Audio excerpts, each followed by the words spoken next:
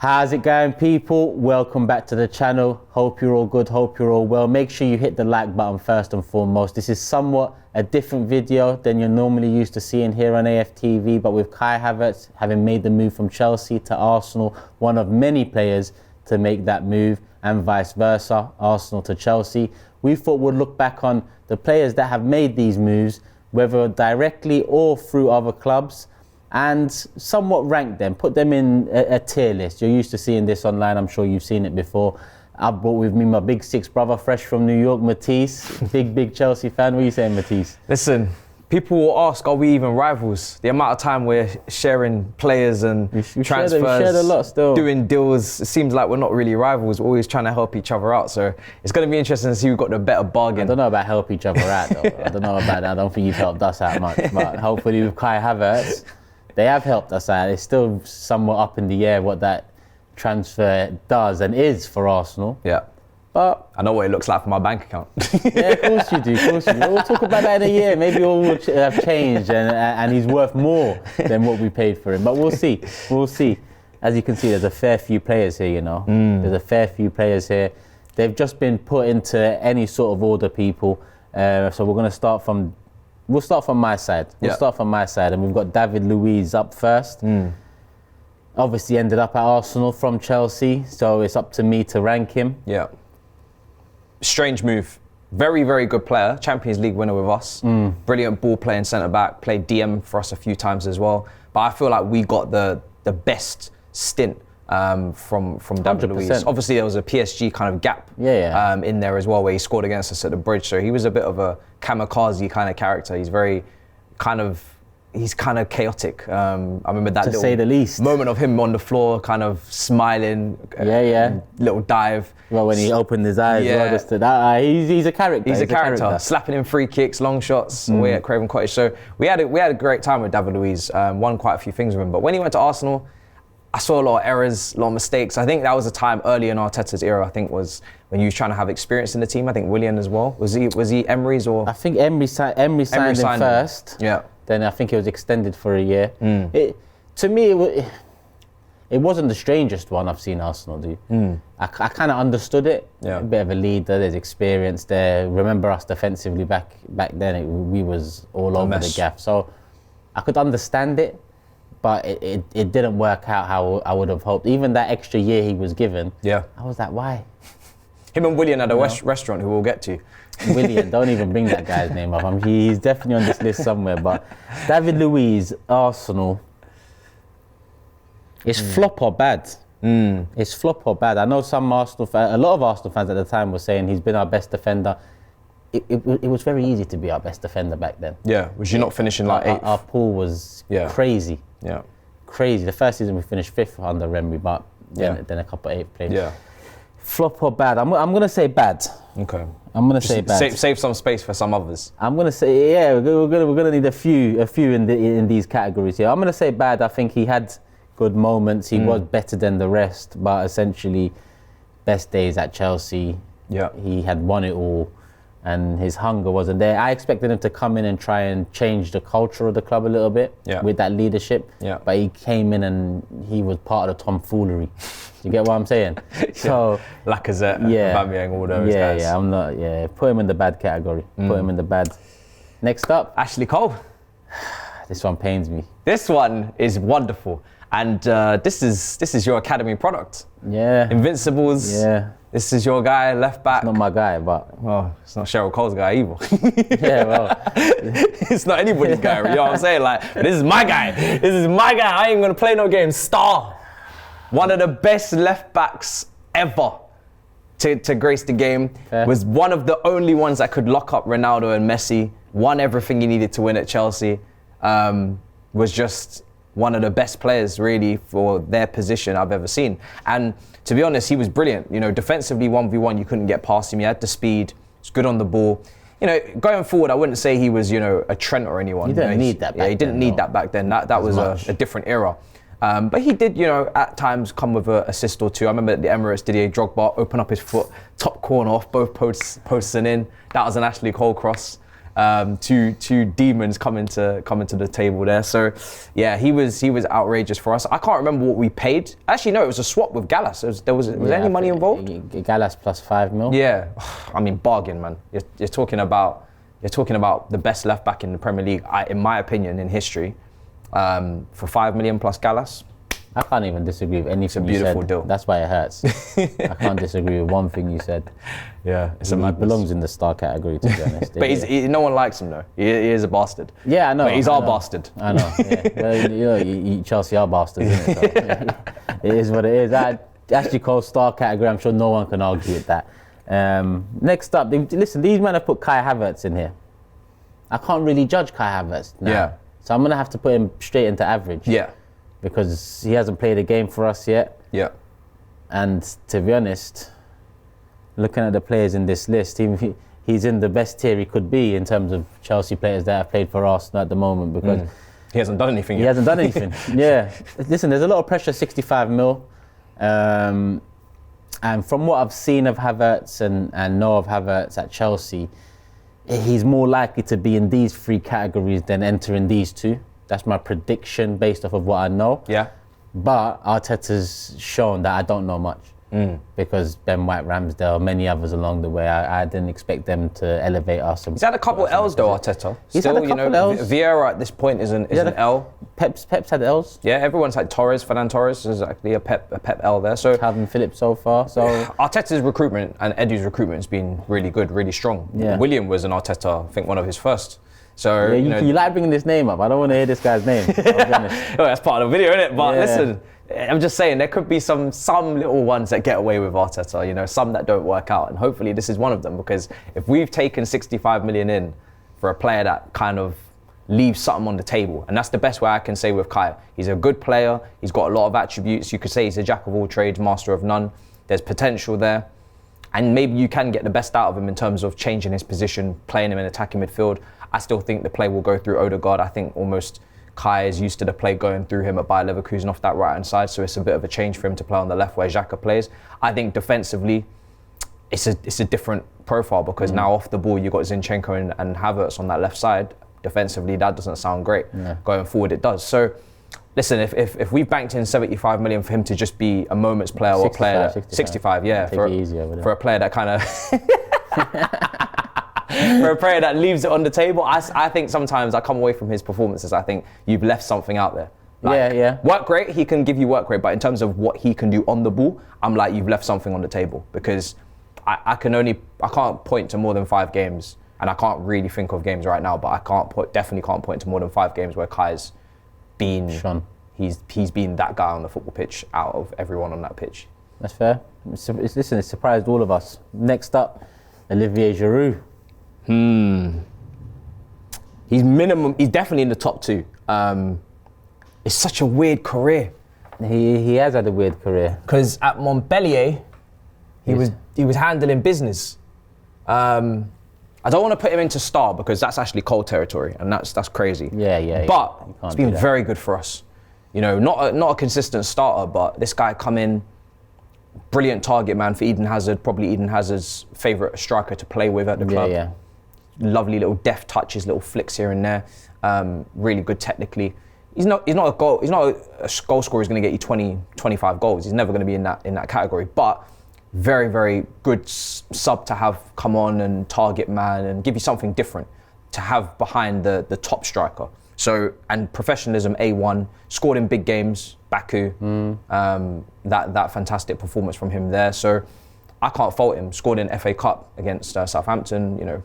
Big goals in big games, so I'm happy. And it was good for us. I mean, I just think we relied upon him too heavily, and he wasn't that guy to rely upon, whereas you lot used him in a better manner. You didn't rely on Giroud. Yeah. He just stepped up when needed and popped up with the big goals when necessary. You never relied on him, and I think that's the best way to really use him. Yeah.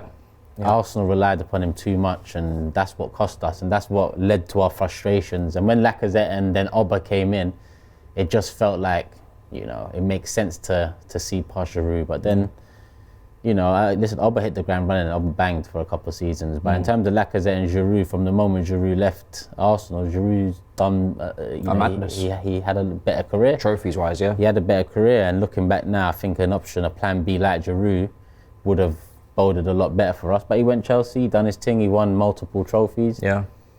Weird career, like you said, underrated for so long, but then I think towards the end, overrated. Overrated, you'd say. Yeah, it flipped from underrated to overrated, just like that. Yeah.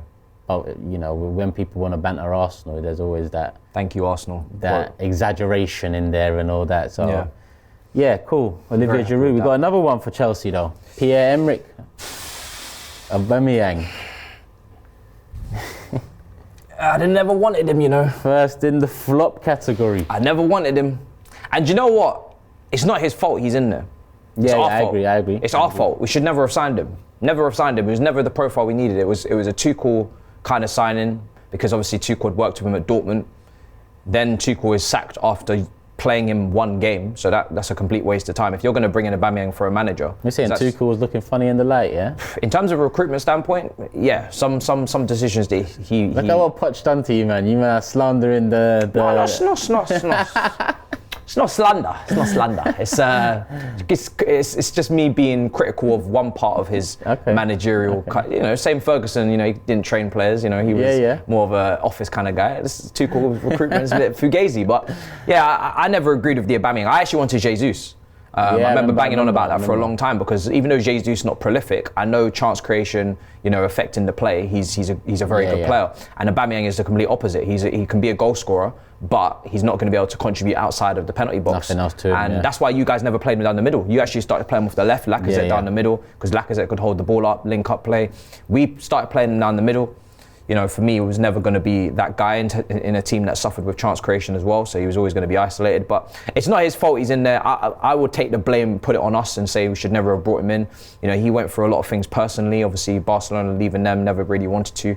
And then, then to be left out of a Champions League squad for us. Yeah, that was big as well. Put to the wayside, management change. He came in under Tuchel, and then next thing you know, he's working with Potter. So I feel kind of bad that he's in the flop category, but by definition, he is a flop. Yeah. But he shouldn't. It's not really down to him, because he didn't really. He was never really given the opportunity to be anything other than a flop. That's fair. He's definitely a flop at Chelsea for sure. Yeah. For Arsenal, ended on a sour note. A lot of fans, upset with him still to this day, but I appreciate what he done for us. He obviously was a major part of that FA Cup. And aside from that, he banged goals in one of our worst periods ever. So give him credit for that. Like I said, ended on a sour note, went to Chelsea, flopped. It is what it is. I mean, he isn't an Arsenal legend, and he damn sure is no Chelsea legend. No. Cult hero for you? Cult hero, I think you can give him that. Yeah. I think you can give him that. Not personally for me, though. Because I don't really want to remember that era too much. And Oba is, I guess, the one thing I will remember from it. Yeah. It's not an era I want to keep in memory. Is that similar to like Ozil in a sense? Yeah. It's I think Alexis Sanchez was probably a cult hero. Yeah. For me. Top player. Then Man United happened, so yeah. They definitely get these emotional connections to players, man. I've had enough with them. Next up. As have I. Next up, we got the most recent. Well, I say most recent. Prior to Kai Havertz, the most recent, Jorginho. Actually, let me leave him there for a sec. Jorginho. Over the years, I thought he was one of the most overrated players. I can't lie to you. I know he done his thing for Chelsea, done his thing for Italy, won Euros, won Champions League, third in Ballon d'Or. You let me know that a few times on the Big Six. I just used to watch him and think, what is it though? He does keep things ticking, but the way people talk about him, it's like he's a conductor, but he's no Pirlo. If I'm giving one example of a conductor, he's not like that. So for me, when he signed for Arsenal off the back of the Caicedo stuff, underwhelmed. How could I not be? No, it was going from 70, 80 million bids for Caicedo to 10 million or 12 million Jorginho. Yeah. So I just felt like... Especially when now, Jorginho is kind of expendable for a lot of Arsenal fans. They say, okay, if he was to leave now, go to Syria, no problem. That's 6 months. You wouldn't be saying about Caicedo. No, 100%. Caicedo, if he 100%. come in January, Caicedo next season, title challenge, season after, season after, season 100%. After. So it's a completely different ballgame. I think, listen, I've always defended Jorginho when he was at Chelsea in terms of putting respect on his name, because I do feel like, obviously he's got physical limitations, but in terms of the footballing mind and the brain, there's not many that, you know, I've seen better at times, because I almost call him a vacuum. This guy is willing to soak up and take any sort of pressure in that part of the pitch where if you make a mistake, you get it wrong, it's a goal. We saw Xhaka trying to receive the ball, I think it was at Burnley, and then gave it away, bang, it ended up in the back of the net. So it's a difficult position to play. And he was so happy to take the ball and, yes, recycle it, but then it in turn created space for others. And that was kind of what Sarri ball was all about. You know, 1 touch, 2 touch, moving the ball, team game, no individuals, no selfishness. Yeah. And, you know, he was part of the reason I felt like why Loftus-Cheek under Sarri in that first season, why we saw such good things from Loftus-Cheek, because he was able to run through, you know, defences, he was able to carry the ball, but he was also given the freedom to do that because Jorginho was behind him, taking that pressure in the first phase. So I think he's a very intelligent player, but he's not a player that I was sad to let go because his contract was running out.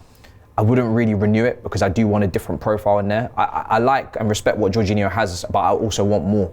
Yeah. And he doesn't have everything, and I need everything. So that's where he falls short. And that's how I feel like since he's come to the club. Like I said, I got the negatives out the way in terms of my perception leading up to the signing. Since he's come in, he's done okay. Yeah, that goal against Aston Villa was nasty. Yeah. I mean, a huge chunk of luck with it bouncing. He actually hit the bar, it bounced on Martinez. But listen, he's forever going to be in that moment. If it ended in a Premier League title, that moment would have been really for a hell of a long time. But he done well. He stepped in, he stepped up.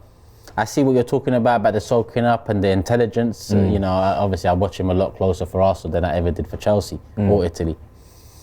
So he came in and done a job.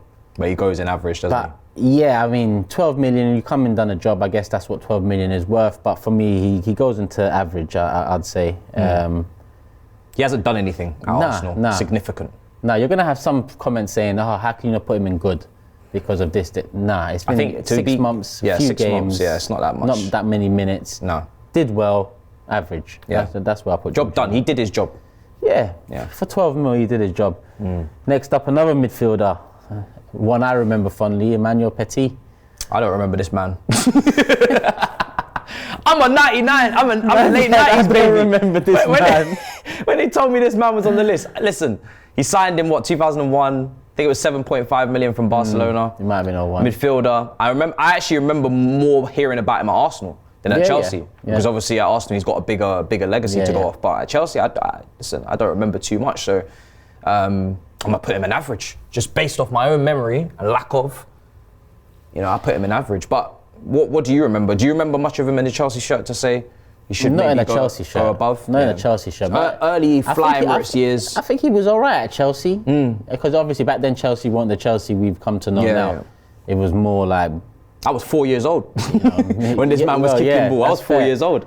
So. But we're talking about conductor. He is that. So composed on the ball. Deep line playmaker, I'd probably say. Yeah. Is the best. When I'm thinking of like Fly Emirates era, I'm thinking of like Lampard, I'm thinking of Gudjohnsen, I'm thinking of, you know, Terry, obviously. You've got, even if you're going to your Zolas, your Hasselbanks, you're going to your Robben early years. I'm not really thinking of Petit too much. No, I get you. He's the one that. Silent assassin, maybe. He just does a job that you're not really gonna. 100%. Yeah. 100%. I think when as you grow older, you probably respect a player like that a lot more. In the younger years, you're looking at goals. Yeah. Of course, so he's probably not one of those players you're gonna really stand out in your younger years thinking about. Considering when you were born and how little you know, I think average is cool. Put him there. Another midfielder, Lassana Diarra. That's a forgotten man. He was on my Football Manager. Yeah, he was an OG on them Football Manager games. Yeah. He always used to come through. When I looked at his list of clubs, I said, wow. Yeah, Real Madrid, Arsenal, Chelsea, Portsmouth. Won the FA Cup with Portsmouth. Yeah, and obviously went on to sign for Arsenal from Chelsea in August on deadline day. And to be honest, I mean, he didn't do much for us. He wasn't really a key part of any of our potential, teams. But yeah, you didn't see it. To be honest, we didn't see it. You didn't see it either. I had big hopes in Lassana Diarra, you know. I thought there's a quality player in there. Yeah. It was actually quite frustrating that he didn't get more game time for me. He was part of that Diarra, young French crop coming through in the Premier League. So for me, I was just looking at it like, why doesn't he get game time? I just never understood it. And then he kind of threw his toys out the pram. We're not happy with it. This might have been 6 months in, he threw his toys out the pram. He was quite vocal, he was very outspoken as a player, and then I think he got a loan move and then a move later on, Portsmouth and Real Madrid. But for us, very underwhelming. Very underwhelming. Like I said, I thought there was a player in there. There wasn't. Flop. I can't remember.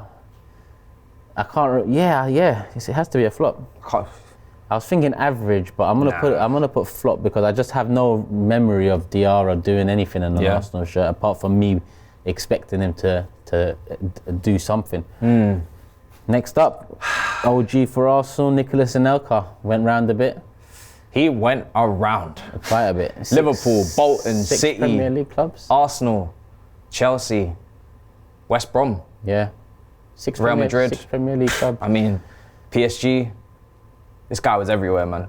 He didn't have no patience. He had no patience. Just wanted he was not part of no process. No project. No process. He doesn't do that. He jumped ship at Arsenal real quick. I remember being so hurt by that. Would they give us 20 million plus Davos Suker? I was vexed. But in the end... For us, Golden Boot winner, Premier League winner. Oh yeah, he won a Golden Boot. Yeah, he smashed it one year. One year he smacked in a bit, I think 19 goals was it, or 18 goals in the league. Yeah. Finished top scorer. Absolutely smacked out of the park that year. Part of our 9-10 season under Ancelotti as well, up front with Drogba, where Drogba then smashed it and got, you know, an insane amount of goals where the whole team really couldn't stop scoring that year. Florent Malouda, Anelka, Drogba as the front three when we used to play like a diamond as well. Malouda. Yeah, we used to play a diamond, Lampard, you know, Essien and everyone. So he's had some serious Premier League campaigns and he's been involved in some of our most impressive Premier League campaigns. I'm tempted to put him in as a star purely because when he was here, he handled business. He put the ball in the back of the net. That Champions League final in Moscow, though, that penalty miss against Van der Sar, I will always remember that. Yeah. Everyone talks about the John Terry slip, but it is a slip and it is a mistake, but it was not why we lost, it's why we didn't win. The penalty shootout still went on. Yeah. And this guy took one of the most lackadaisical, I remember it. Lonchore. I don't know what the word is. Just, I don't know what to say. I'm not even getting angry thinking about it. Just the penalty was just woeful. Just didn't even come off the ground. So, yeah, I don't know. I'm gonna put him in. I'm gonna put him in the star because he. You're gonna put him star. It's your decision. It's your decision. That is. How much we pay for this man? It's good bargain, you know. I think he's like 18 mil from Bolton. Hey, up to you, my bro. I don't know. I'm gonna put him in there. Yeah. Yeah, I think Ashley Cole's obviously set the standards extremely high, but Anelka, he did a great job putting the ball in the back of the net. Definitely not disappointed with his contribution. Giroud, but lower than. Yeah, I don't think I can put him alongside Giroud. I think that's what changes it for me. I think Giroud is more of an impact, but Anelka actually was capable of leading the line for us. And putting the ball in the back of net on a regular basis. So. Your club, he was your player. Yeah. At that time, Petr Čech, Chelsea legend. Premier League legend. One of the best goalkeepers of all time in the Prem. My best goalkeeper at Chelsea. Unbelievable goalkeeper, man. Like even after the head injury in that season, he still came back strong. Yeah, you know, imagine if he didn't get that head injury, maybe what could have happened. Yeah. This guy was setting stupid records. Part of the best defense. 15 goals conceded, so unbelievable goalkeeper, ridiculous. The only thing he didn't have was the distribution, but again, it wasn't needed back then. Yeah, it was needed when he moved to us, and he made a big fool of himself at us. When he came in, I wasn't even upset about it. I was just like, yeah, cool. Yeah. Petr Čech, experience, leadership. Again, similar to what I said about Luiz, I thought, all right, cool. Petr Čech doesn't seem like he's at the end of his career. He wants to move because you lot have favoured Courtois. I get that. It's not like we're getting a player that he's won it all, the club don't want him anymore, and it's that he doesn't want to be there fighting for number one anymore. He wants to get. So I thought, cool. Makes sense. Early in the window, we got the job done. We did nothing else that window. Nothing else. Season started, Czech iffy. Yeah. And then obviously when Emery comes in, we see him trying to play out the back and moments where he's passing it out for a corner kick, and modern day football just didn't suit him. Yeah. And his move to Arsenal, I have to say it's a flop. I wouldn't even say bad, I'd have to say it's a flop. Difference between him and Luiz, I guess I expected more from Czech. Yeah, I definitely expected more. The expectations were high. A keeper plays into a later age, and he has that same experience and leadership traits that Luiz has, but more. I thought he'd come in and try to settle the ship a little bit, use that and pass on his knowledge to the young players, but came in and he was part of the mess as well. So for me, flop. But the more I'm looking at it, the more I'm thinking Luiz maybe flop, but I'll leave him in bad. Next up. Yeah. William Gallas, man. Lord Jesus. This one's an emotional one, literally. You know what it is? William Gallas wasn't even as bad as Luiz, but... No. You know when there's moments that you'll never forget? Yeah. And crying on the floor or like just showing how upset you are on the floor after that game. Yeah.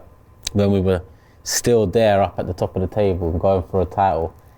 It just didn't sit well. It didn't sit well, but at the same time when you look back at the way we imploded, it didn't do the team no good either, and he was the captain. Captain, yeah. On top of that, he got the number 10 shirt. Oy. Why was he wearing the number 10 shirt? That's a big thing for me, because Bergkamp... Why?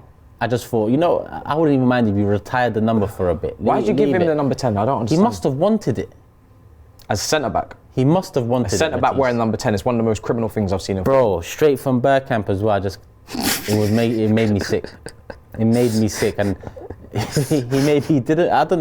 he had to have requested it, and the fact he requested it, and the fact that you gave it to him after you requested it is nuts. Yeah, just for that fact alone that he requested it, wherever I'm gonna put him one tier below, because he took the utter piss requesting the 10 and then doing what he done. But overall, it would just forget those moments. He was definitely better for us than Luiz. Do you know what I mean? Would you have had him in good or average? No, I wouldn't have had him in good. Average then? I might have had him in average. Yeah, but then now bad because of the 10 shirt. Yeah. And the fact that he's captain as well. Because to be fair, Chelsea won a title, He was... and you bring in the Ashley Cole thing as well. And the Ashley Cole thing as well. He was part of that move. Look how he might go down another notch. Yeah. It's great at Chelsea. He might go down another notch. I might put him in flop. Damn. Man's just falling. The elephant is falling from the tree. I might put him in flop as well, Really? Yeah, fuck it, man. Because I just remember I expected from him as well. As much as I was vexed with Ashley Cole going, I thought, we're getting Gallas. Gallas won a league. Good centre back. Yeah. Nah. Part of the best defence. Playing left back, I think it was Terry, Carvalho, Gallas. Palafero, I think it was. You give him a number 10 shirt, you give him the captaincy, he's crying on the floor. Flop for me, flop. Next one of my favourites. Fabregas' magic. It doesn't get any better. He wears the magic hat. He's a star. I think for me, anyone who's contributed to a Premier League title, some people in the comments will be like, why is Anelka in there? Why? Fabregas and Anelka contributed to Premier League titles. And now we're seeing how rare Premier League titles are these days for clubs, because Man City are taking the piss. Fabregas was fantastic for us, especially in our first title win. That first pass against Burnley at Turf Moor, ball dropping out the sky from Hazard, or I think it's from Ivanovic actually, and he just, bang, kills the pass straight into Schürrle. As soon as that moment happened and Diego Costa scored that day on his debut, I knew we were going to win the league. And that season, I think Chelsea were at the top of the league every single game week of the season. So it's the only time anyone's ever done it. So yeah, that team was ridiculous, and Fabregas a massive part of that. Him playing next to Matic in that double pivot was just everything. You had the strength, you had the tackling, the interceptions, then you had the creativity, the vision, the passing.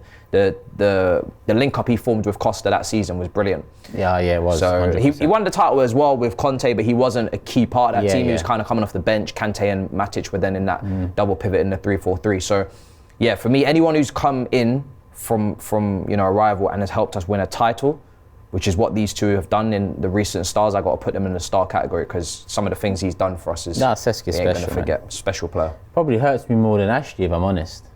Yeah, probably. That's because you could have signed him, but you guys decided not to. That hurts. Could have had him with Ozil. Chelsea wins it the way he wins it. I just think to myself, sorry.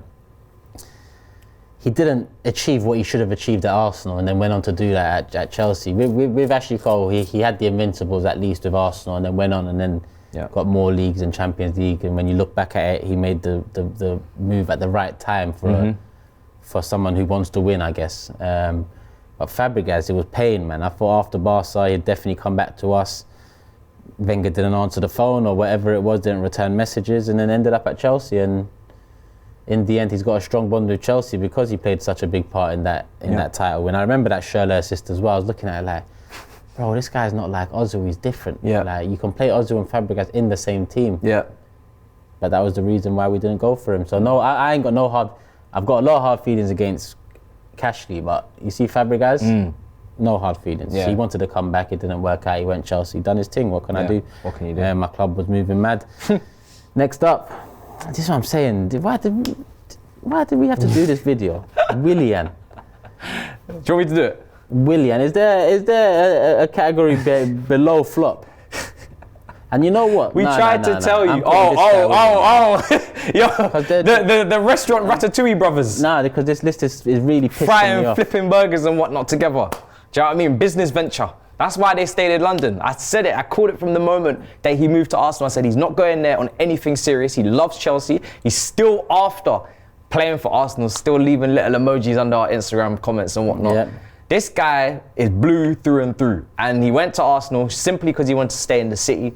He wants to continue to run his restaurant. And that was one of the worst seasons from anyone going in.